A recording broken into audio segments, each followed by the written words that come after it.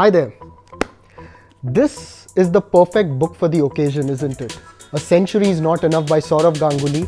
It says, my roller coaster ride to success. And that roller coaster has reached another pinnacle as Sourav Ganguly is set to become the BCCI president. He's the sole nominee, of course, and the process is still yet to take place, but we all know that it's a done deal.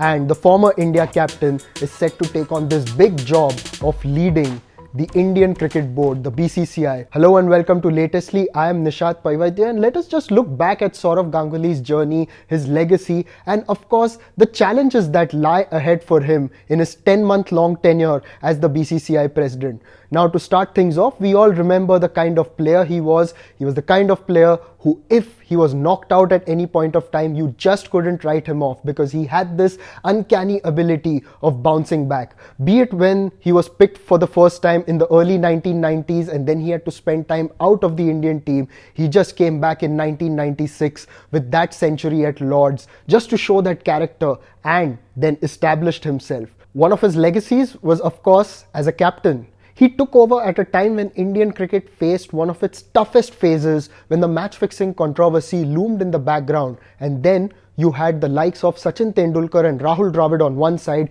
illustrious senior players, and then he had youngsters who were coming through the ranks such as Harbhajan Singh, Virender Sehwag, Yuvraj Singh and Zaheer Khan. He molded them into one unit and showed India the way forward. In that 5 years that he led India, India touched numerous heights and it showed that this Indian team was capable of playing very good cricket on the world stage. But of course, there was no shortage of drama, and then later we all know what happened when Greg Chappell came in as coach. Ganguly had to go out of the side, he was dropped from the team, but then he forced his way back with the weight of runs. And later we also remember that when he was dropped from the one-day side again towards the end of 2007 or the beginning of 2008, he made sure that he signed off on a high with a good performance in Test cricket. But he wasn't done there. Even later as the Kolkata Knight Riders captain, when he was taken off captaincy, he regained it, and when they ignored him from the auction, he was back leading the Pune Warriors India in the IPL.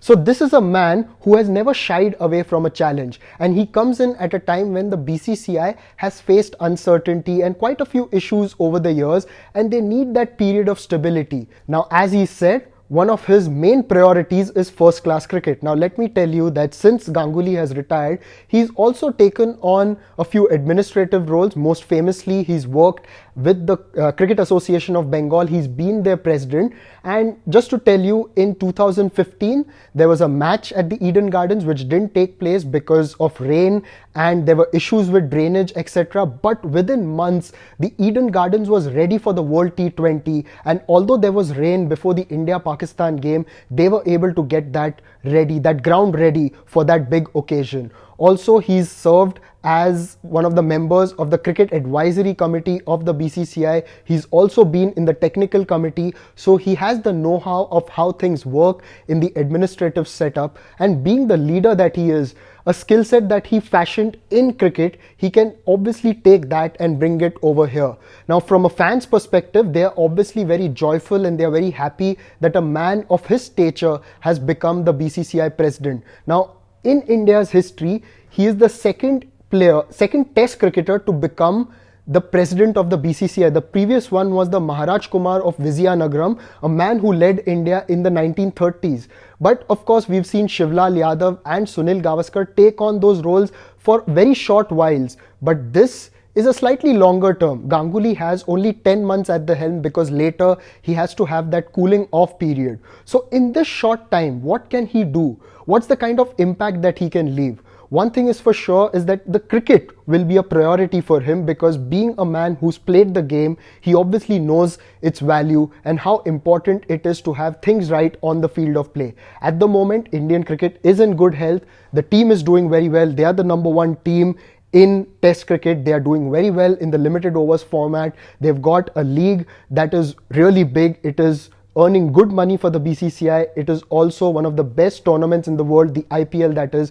But all this has to be maintained, and Sourav Ganguly comes at a time when he's got a short stay, but he can show the way forward, say that this is the roadmap. So yes, there are a lot of hopes of Saurav Ganguly. Here is a man who doesn't shy away from a challenge. He's no stranger to controversy, but one thing is for sure, that he has got a plan, and by the looks of it, we will see in the few months ahead what is in store for Indian cricket when this man takes over. Thank you so much for joining me here on Latestly. We will be back once again with a lot more cricket stories. Until then, it's goodbye.